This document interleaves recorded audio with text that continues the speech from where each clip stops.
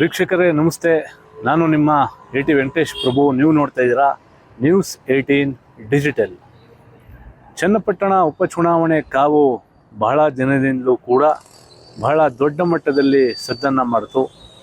ಇದು ಕೇವಲ ರಾಮನಗರ ಜಿಲ್ಲೆ ಅಲ್ಲ, ಕರ್ನಾಟಕ ರಾಜ್ಯ ಅಲ್ಲ, ಇಡೀ ಭಾರತ ದೇಶವನ್ನು ರಾಜಕೀಯ ನಾಯಕರುಗಳ ಗಮನವನ್ನು ಸೆಳೆದಂಥ ಕ್ಷೇತ್ರ ಅದು ಚನ್ನಪಟ್ಟಣ ಕ್ಷೇತ್ರ. ಈಗ ಚನ್ನಪಟ್ಟಣ ಉಪಚುನಾವಣೆಗೆ ಮತದಾನ ಕೂಡ ಮುಗಿದಿದೆ. ಮತ ಎಣಿಕೆ ಕಾರ್ಯ ಇದೇ 23ರಂದು ರಾಮನಗರದ ಸರ್ಕಾರಿ ಇಂಜಿನಿಯರಿಂಗ್ ಕಾಲೇಜಿನಲ್ಲಿ ನಡೆಯಲಿದೆ. 3 ದಿನಗಳ ಕಾಲ ಇರುವಂಥದ್ದು ಮತ ಎಣಿಕೆಗೆ. ಮತದಾನ ಈಗಾಗಲೇ ಕಳೆದ ನವೆಂಬರ್ 13ನೇ ತಾರೀಕು ಮುಗಿದಿದೆ. ನವೆಂಬರ್ 23ಕ್ಕೆ ಮತ ಎಣಿಕೆ ನಡೀತಾ ಇದೆ. ಇದರ ಮಧ್ಯದಲ್ಲಿ ಬೆಟ್ಟಿಂಗ್ ಭರಾಟೆ ಕೂಡ ಚನ್ನಪಟ್ಟಣ ಉಪಚುನಾವಣೆಯ ಮೇಲೆ ಬಹಳ ದೊಡ್ಡ ಮಟ್ಟದಲ್ಲಿ ನಡೀತಾ ಇರುವಂಥದ್ದು ಎಲ್ಲರ ಗಮನವನ್ನು ಸೆಳೆದಿದೆ. ಅದರಲ್ಲೂ ವಿಶೇಷವಾಗಿ ಈ ಬಾರಿ ಚನ್ನಪಟ್ಟಣ ಉಪಚುನಾವಣೆಯಲ್ಲಿ ಮೈತ್ರಿ ಅಭ್ಯರ್ಥಿಯಾಗಿ ಕಣಕ್ಕಿಳಿದಿರುವಂಥ ನಿಖಿಲ್ ಕುಮಾರಸ್ವಾಮಿ ಹಾಗೆ ಕಾಂಗ್ರೆಸ್ ಅಭ್ಯರ್ಥಿಯಾಗಿರುವಂಥ CP ಯೋಗೇಶ್ವರ್ ಅವರ ನಡುವೆ ನೇರ ಹಣಾಹಣಿ ನಡೆದಿರುವಂಥದ್ದು. ಒಂದು ಕಡೆ JDS ಮತ್ತು BJPಯ ಮೈತ್ರಿ ಅಭ್ಯರ್ಥಿಯಾಗಿ ನಿಖಿಲ್ ಕುಮಾರಸ್ವಾಮಿ ಅವರು ಕಣಕ್ಕಿಳಿದಿದ್ರೆ, ಅವರ ಪರವಾಗಿ BJP ಮತ್ತು JDSನ ನಾಯಕರುಗಳು ಬಂದು ಘಟಾನುಘಟಿ ನಾಯಕರು ಪ್ರಚಾರವನ್ನು ಮಾಡಿದ್ರು. ಮತ್ತೊಂದು ಕಡೆ CP ಯೋಗೇಶ್ವರ್ ಕಾಂಗ್ರೆಸ್ ಅಭ್ಯರ್ಥಿಯಾಗಿ ಕಣಕ್ಕಿಳಿದಿರುವಂಥದ್ದು.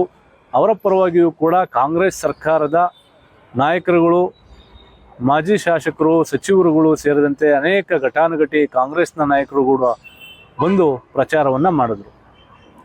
ಈ ನಡುವೆ ಬಹಳ ದೊಡ್ಡ ಮಟ್ಟದ ಚರ್ಚೆ ಏನಪ್ಪ ಅಂದರೆ, ಹಿಂದೆಂದೂ ಕಾಣದ, ಮುಂದೆ ನಡೆಯದ ಒಂದು ಬೆಟ್ಟಿಂಗ್ ಭರಾಟೆ ಈ ಬಾರಿ ಚನ್ನಪಟ್ಟಣ ಉಪಚುನಾವಣೆಯ ಫಲಿತಾಂಶದ ಮೇಲೆ ನಡೀತಾ ಇರುವಂಥದ್ದು. ಅದರಲ್ಲೂ ವಿಶೇಷವಾಗಿ ಚನ್ನಪಟ್ಟಣ ಕ್ಷೇತ್ರವನ್ನು ಹೊರತುಪಡಿಸಿ ಪಕ್ಕದ ಮಂಡ್ಯ ಜಿಲ್ಲೆ, ಮೈಸೂರು ಜಿಲ್ಲೆ, ಬೆಂಗಳೂರು ಭಾಗದ ಜನ ಈ ಬೆಟ್ಟಿಂಗ್ ಭರಾಟೆಯಲ್ಲಿ ಸಾಕಷ್ಟು ಭಾಗಿಯಾಗ್ತಿರುವಂಥ ಮಾಹಿತಿ ಕೂಡ ನ್ಯೂಸ್ 18ಗೆ ಲಭ್ಯ ಆಗ್ತಾ ಇದೆ. ಈಗಾಗಲೇ ಸರಿಸುಮಾರು ಕೋಟಿ ರೂಪಾಯಿಗಳನ್ನು ಅಭ್ಯರ್ಥಿಗಳ ಗೆಲುವು ಮತ್ತು ಸೋಲಿನ ಲೆಕ್ಕಾಚಾರವನ್ನು ಇಟ್ಕೊಂಡು ಬೆಟ್ಟಿಂಗ್ ಆಡುವಂಥ ಜನ ಏನಿದ್ದಾರೆ ಅವರು ತಮ್ಮ ಬೆಟ್ಟಿಂಗ್ ಭರಾಟೆಯನ್ನು ಮುಂದುವರಿಸಿದ್ದಾರೆ. ಪ್ರಮುಖವಾಗಿ ಇಲ್ಲಿ ಯಾವ ಹಂತದ ಬೆಟ್ಟಿಂಗನ್ನು ಕಟ್ತಾರೆ ಎಂಬುದನ್ನು ನಿಮಗೆ ನಾನು ಎಕ್ಸ್ಪ್ಲೇನ್ ಮಾಡ್ತೀನಿ. ಈಗ ಚನ್ನಪಟ್ಟಣದಲ್ಲಿ 31 ವಾರ್ಡ್ಗಳು ನಗರಸಭೆಯಲ್ಲಿದೆ.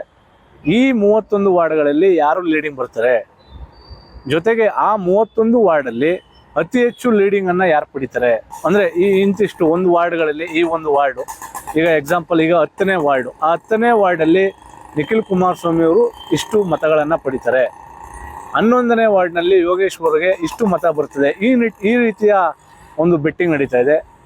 ಜೊತೆಗೆ ಜಿಲ್ಲಾ ಪಂಚಾಯಿತಿ ವಾರು ನಡೀತಾ ಇದೆ. ಜಿಲ್ಲಾ ಪಂಚಾಯಿತಿ ವಾರಗಳಲ್ಲಿ ಈಗ 5 ಜಿಲ್ಲಾ ಪಂಚಾಯಿತಿಗಳಿದ್ದರೆ 3ರಲ್ಲಿ JDS ಅಭ್ಯರ್ಥಿ ಮುನ್ನಡೆಯನ್ನು ಸಾಧಿಸ್ತಾರೆ, ಅಥವಾ 5ರಲ್ಲಿ 4ರಲ್ಲಿ ಕಾಂಗ್ರೆಸ್ ಅಭ್ಯರ್ಥಿ ಮುನ್ನಡೆಯನ್ನು ಸಾಧಿಸ್ತಾರೆ. ಈ ನಿಟ್ಟಿನಲ್ಲಿ ಕೂಡ ನಡೀತಾ ಇದೆ. ಇನ್ನೂ ಒಂದು ಹೆಜ್ಜೆ ಮುಂದಕ್ಕೆ ಹೋದರೆ ಗ್ರಾಮದ ಮಟ್ಟಕ್ಕೂ ಕೂಡ ಈ ಬೆಟ್ಟಿಂಗ್ ಭರಾಟೆ ನಡೀತಾ ಇರುವಂಥದ್ದು.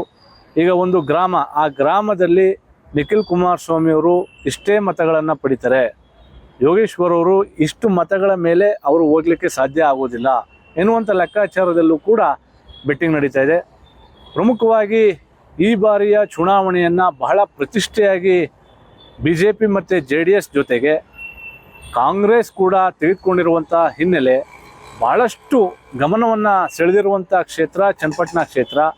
ರಾಜ್ಯದಲ್ಲಿ 3 ಉಪಚುನಾವಣೆಗಳು ನಡೀತಾ ಇದ್ರೂ ಕೂಡ ರಾಜ್ಯದ ಮತ್ತು ದೇಶದ ರಾಜಕೀಯ ನಾಯಕರುಗಳ ಗಮನ ಇವತ್ತು ಚನ್ನಪಟ್ಟಣದ ಕಡೆಗೆ ತಿರುಗಿದೆ ಎಂದರೂ ಕೂಡ ಯಾವುದೇ ಒಂದು ತಪ್ಪಿಲ್ಲ. ಹಾಗಾಗಿ ಮಾಹಿತಿಗಳ ಪ್ರಕಾರ ಈಗಾಗಲೇ 100 ಕೋಟಿಗೂ ಮೀರಿ ಬೆಟ್ಟಿಂಗ್ ಚನ್ನಪಟ್ಟಣ ಉಪಚುನಾವಣೆಯ ಫಲಿತಾಂಶದ ಮೇಲೆ ನಡೀತಾ ಇದೆ ಎನ್ನುವಂಥ ಮಾಹಿತಿ ಕೂಡ ಲಭ್ಯ ಆಗ್ತಾ ಇದೆ. ಜೊತೆಗೆ ಕೋಟಿ ರೂಪಾಯಿಗಳನ್ನು ಅಭ್ಯರ್ಥಿಗಳ ಭವಿಷ್ಯದ ಮೇಲೆ ಆಗ್ತಾ ಇರುವಂಥ ಬೆಟ್ಟಿಂಗನ್ನು ಆಡುವಂಥ ಜನ ತಮ್ಮ ಅದೃಷ್ಟದ ಪರೀಕ್ಷೆಗೂ ಕೂಡ ಇಳಿದಿದ್ದಾರೆ. ಮತ್ತೊಂದು ಕಡೆ ಈ ವಿಚಾರವಾಗಿ ರಾಜಕೀಯ ನಾಯಕರುಗಳು ಕೂಡ ಮಾತನಾಡಿದ್ದಾರೆ. ಅವರು ಒಂದು ಕಡೆ ಬೆಟ್ಟಿಂಗನ್ನು ಆಡಬೇಡಿ ಅನ್ನುವಂಥ ಮೆಸೇಜನ್ನು ನಿಖಿಲ್ ಕುಮಾರಸ್ವಾಮಿ ಅವರು ಕೊಡ್ತಾರೆ.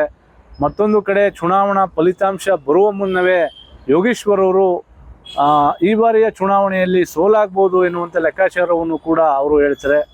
ಇದು ಭಾಳಷ್ಟು ಅಗ್ಗಜಗ್ಗಾಟ ಇರುವಂಥ ಕ್ಷೇತ್ರ ಆಗಿರುವಂಥ ಕಾರಣ ನೂರಾರು ಕೋಟಿ ರೂಪಾಯಿ ಈ ಚುನಾವಣೆಯಲ್ಲಿ ಬೆಟ್ಸು ನಡೀತಾ ಇದೆ ಎನ್ನುವಂಥದ್ದು ಕೂಡ ಭಾಳ ಆಶ್ಚರ್ಯ ಅನ್ನೋದಕ್ಕಿಂತ ಹೆಚ್ಚಾಗಿ ಇದು ಎಲ್ಲ ಒಂದು ಕಡೆ ಚುನಾವಣೆಯ ಏನು ಪದ್ಧತಿಗಳು ಯಾವ ರೀತಿಯಾಗಿ ಮುಂದುವರಿತಾ ಇದೆ ಎನ್ನುವಂಥದ್ದು ಕೂಡ ಇಲ್ಲಿ ಗಮನವನ್ನು ಹರಿಸ್ಬೇಕಾಗಿದೆ. ಯಾಕಂದರೆ ಒಂದು ಚುನಾವಣೆಗೆ ಕೋಟಿ ಕೋಟಿ ರೂಪಾಯಿ ಬೆಟ್ಸ್ ನಡೀತಾ ಇರುವಂಥದ್ದು ಮುಂದಿನ ದಿನಗಳಲ್ಲಿ ಪ್ರಜಾಪ್ರಭುತ್ವ ವ್ಯವಸ್ಥೆಯಲ್ಲಿ ಯಾವ ರೀತಿಯಾದಂಥ ಲೆಕ್ಕಾಚಾರಗಳು ಉಂಟಾಗ್ತದೆ ಎನ್ನುವಂಥದ್ದು ಕೂಡ ಇಲ್ಲಿ ಪ್ರಶ್ನೆಯಾಗಿದೆ.